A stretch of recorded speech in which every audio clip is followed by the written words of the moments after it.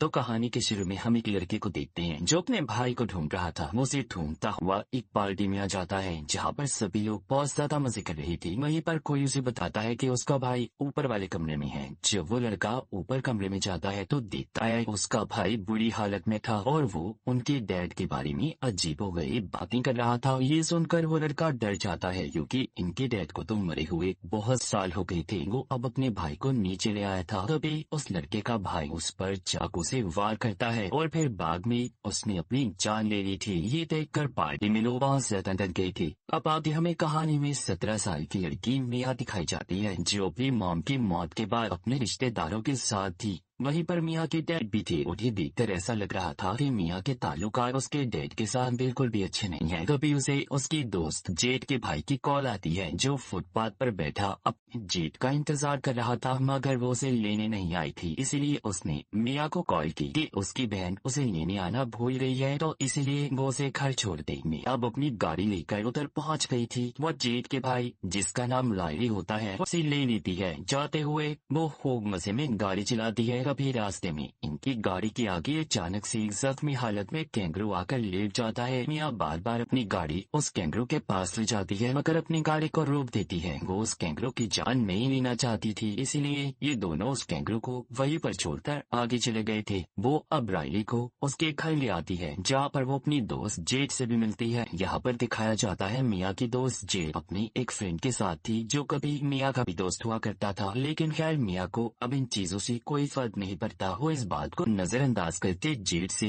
बहुत प्यार करती थी। अब बातों बातों में मिया जेठ को वीडियो दिखाती है जिसमें एक लड़के की बड़ी बड़ी काली आंखें थी। ऐसा लग रहा था कि उस पर किसी शैतानी आत्मा का कब्जा हो। तभी वहाँ पर उनका एक दोस्त आता है। आज रात इन सबने अपने दोस्त के यहाँ पार्टी में जाना था। ये सभी उधर पहुँच जाते हैं। मिया का दोस्त सबको बताता है कि हमें गेम खेलने वाले हैं जिसका नाम है टॉक टू मी, मुझसे बात करो। मिया इस गेम को खेलने के लिए तैयार थी। उसे एक चेयर पर बिठाकर बांध दिया जाता है। अब उसका दोस्त उसके सामने टेबल पर रखी हुई मोमबत्ती जलाता है। दूसरा दोस्त एक अजीब से हाथ के स्टेचू को मिया के सामने रख देता है। अब उसको ये लोग बताते हैं कि तुम्हें इस हाथ से अपने हाथ को मिलाना होगा और टॉक टू मी बोलना होगा। कभी सारी लाइट्स बंद कर दी जाती हैं। जब मिया ऐसा करती है उस स्टेचू हाथ से अपने हाथ को मिलाती है। तभी उसे अपने सामने एक बूढ़ा आदमी बैठा हुआ दिखाई देता है। ये देखकर तो वो बहुत ज्यादा घबरा गई थी और अपना हाथ उस हाथ से अलग कर लेती है।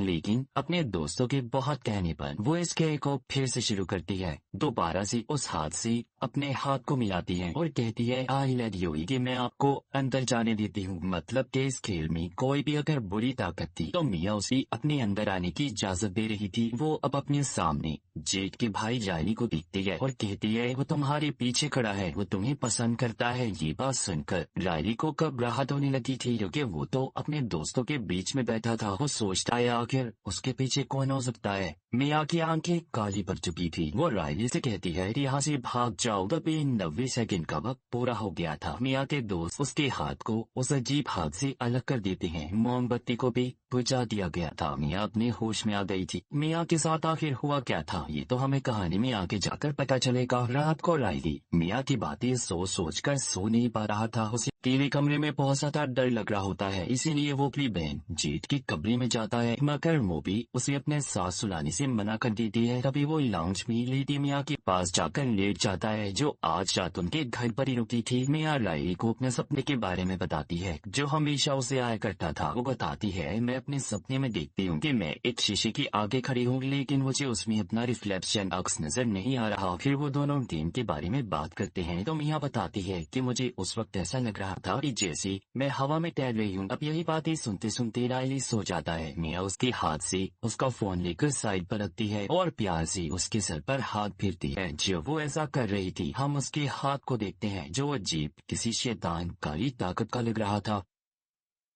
मिया के अंदर वो शैतान अब भी था जो गेम के दौरान उसके अंदर आया था। मिया उस गेम को खेलने के बाद पॉजेस्ड हो चुकी रात को सभी दोस्त जेड के घर पर जमा थे। जेड की मॉम अपने बच्चों से कहती है, देखो शराब नशे जैसी चीजों से दूर रहना। इतना कहकर वो घर से चली गई थी। अब यहीं पर मियाँ अपने एक दोस्त से उस हाथ के बारे में पूछती है कि आखिर इसकी कहानी क्या है। वो बताता है कि मैं ज्यादा तो कुछ नहीं जानता, पर हाँ इस हाथ के बारे में कहा जाता है कि इसे एक मीडियम के जिस्म से काटा गया था। मीडियम मतलब वो जो भूत प्रेत आत्माओं से बातें कर सकते हैं। ऐसा इसलिए किया गया ताकि आत्माओं की दुनिया से इंसान जुड़े रहें। मतलब ये हाथ आत्माओं की दुनिया का रास्ता है। अब यहाँ पर सभी एक एक करके उस हाथ के साथ गेम को खेलते हैं और बारी बारी सब एक दूसरे की वीडियो भी बना रहे थे। सभी को ऐसा करने में बहुत मजा आ रहा था, मगर जेड इस गेम को एक बार भी नहीं खेलती। यहीं पर रायली भी इस गेम को खेलने का बोलता है, मगर जेड उसे मना करके बाहर चली जाती है। अब जब जेड बाहर जाती है तो मियाँ रायली को गेम खेलने की इजाजत दे देती है। मियाँ तो कंट्रोल में, तो जो कुछ शैतान उसे सोचने या बोलने का कह रहा था वो वही कर रही थी।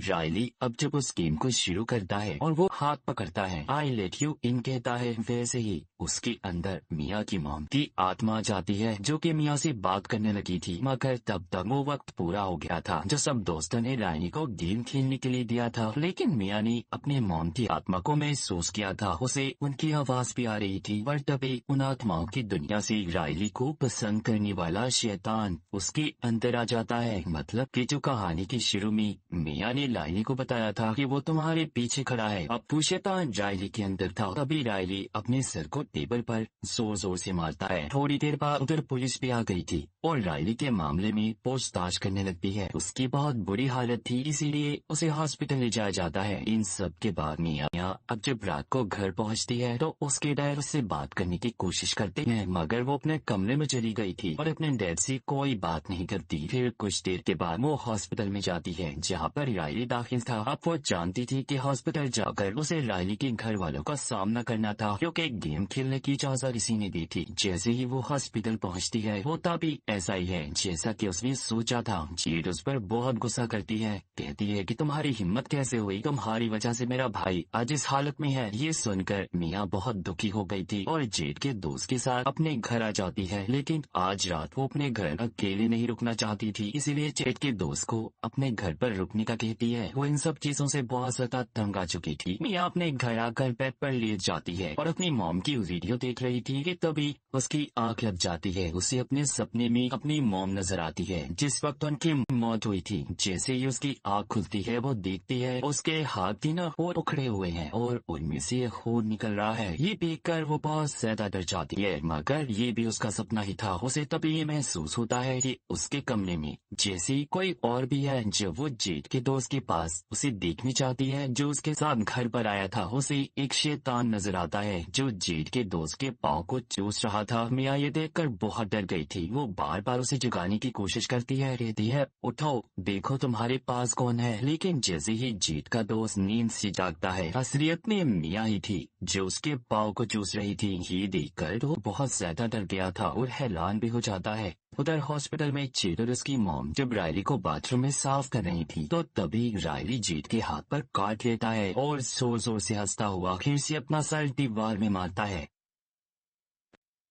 शैतान बार बार मिया को भी ही एहसास दिला रहा था कि रायली बहुत दुख में है, तो उसे तुम उसके दुख से आजाद कर दो, यानी कि मार दो। मिया इन सब के बारे में अपने सभी दोस्तों से बात करती है। फिर वो उस लड़की के पास जाते हैं जिसको हमने कहानी के शुरू में देखा, जिसके भाई ने भी अपनी जान दे ली थी। वो लड़का उन्हें यही बताता है कि वो हाथ एक शैतानी हाथ है, आत्माओं की दुनिया का रास्ता। इससे ज्यादा मैं उसके बारे में और कुछ नहीं जानता। इसीलिए मिया के जितने भी दोस्त थे कुछ ना कर पाने की वजह से अपने अपने रास्ते चल देते हैं। अब मियाँ जेड और उसका दोस्त तीनों हॉस्पिटल वापस आते हैं। वो ये सोच रहे थे कि शायद उस दिन गेम में कुछ अधूरा रह गया हो कि जब रायली वो गेम खेल रहा था तो उसने अपना सर जब टेबल पर मारा, इसी उसमें सब लग गए और उस मोमबत्ती को बुझाना भूल गए। तभी वो शैतान असल दुनिया में आ गया और अब रायली के अंदर है। वो उस शैतानी हाथ को रायली के हाथ में देते हैं पर कुछ भी नहीं होता। मिया ये सोचती है कि अगर रायली कुछ बोल नहीं रहा तो क्या पता वो मर गया हो, इसीलिए अब वो उस हाथ से अपना हाथ मिलाती है और कहती है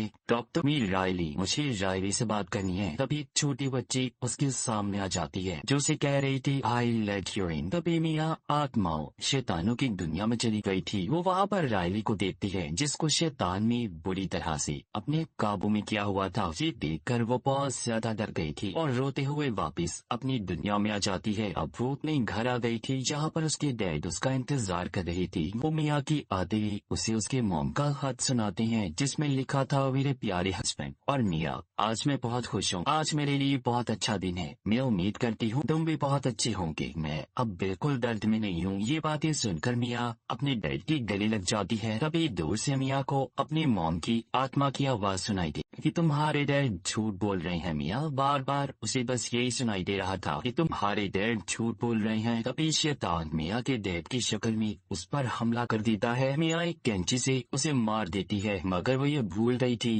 कि असल में उसके सामने उसके डैड थे। ये सिर्फ उसका बस एक वहम था कि उसके सामने शैतान है। फिर वो अपने दोस्त जेड को कॉल करती है और बताती है कि मैं बहुत दर्द में हूँ, तुम मेरे घर आ जाओ। जेड अब रायली को अकेला छोड़कर मिया के घर जाने के लिए निकल जाती है। पर ये क्या, मिया तो हॉस्पिटल की पार्किंग में थी, घर जाते हुए जेड को देख रही थी। इसका मतलब कि शैतान अभी भी मिया के अंदर था, जिसने धोखे से जेड को घर पर बुलाया ताकि वो रायली को मिया से मरवा सके। अब मिया हॉस्पिटल से रायली को व्हील चेयर पर बिठाकर रोड पर ले आई थी। दूसरी तरफ जेड मिया के घर पहुंचकर उसे बार बार कॉल कर रही थी। अब जब मिया उसकी कॉल नहीं उठाती तो वो उसके घर के अंदर जाती है और देखती है कि मिया के डैड फोन में लथपथ पड़े हैं। ये देखकर जेड को सब कुछ समझ आ गया था। वो अपनी मॉम को कॉल करके मिया के बारे में बताती है और वो जल्दी जल्दी हॉस्पिटल पहुंचती है तो देखती है मिया रायली को व्हीलचेयर पर रोड के दरमियान लेने जा रही थी। मिया दिल ही दिल में ये सोच रही थी कि उसे रायली को मारना चाहिए या नहीं, जैसा कि उसने कैंगरू के बारे में सोचा था जो हमने कहानी के शुरू में भी देखा। तब यहाँ पर मिया की मॉम की शक्ल में